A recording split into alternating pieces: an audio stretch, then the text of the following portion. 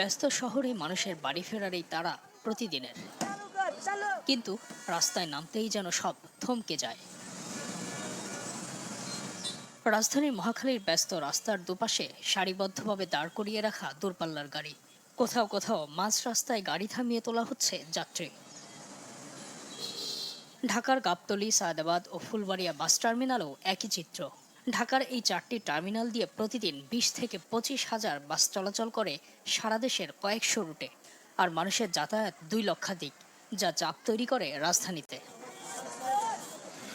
তাই টার্মিনাল কেন্দ্রিক যানজটে দীর্ঘদিন ধরে নাকাল রাজধানীবাসীকে স্বস্তি দিতে ঢাকার বাইরে স্থানান্তরের পরিকল্পনার কথা জানায় সরকার। বাস স্ট্যান্ড সবগুলি সরবে, কিন্তু এই যে রাতারাতি সরে যাচ্ছে আমি তা বলছি না। গাবতলী টার্মিনাল স্থানান্তর হবে হেমায়েতপুরে, সায়দাবাদ কাঁচপুরে, ফুলবাড়িয়া কেরানীগঞ্জ ও মহাখালী টার্মিনাল যাবে পূর্বাচলায়।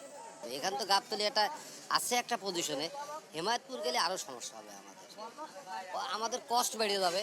শহরে যানজট কমে গেলে আমরা ওভারঅল যারা পরীক্ষার্থী আসি এরা সহজেই আমরা হলে যেতে পারবো পরীক্ষা দেওয়ার জন্য। অবশ্য টার্মিনাল সরানোর এই সিদ্ধান্তকে ইতিবাচকভাবে দেখছেন যোগাযোগ বিশেষজ্ঞরা।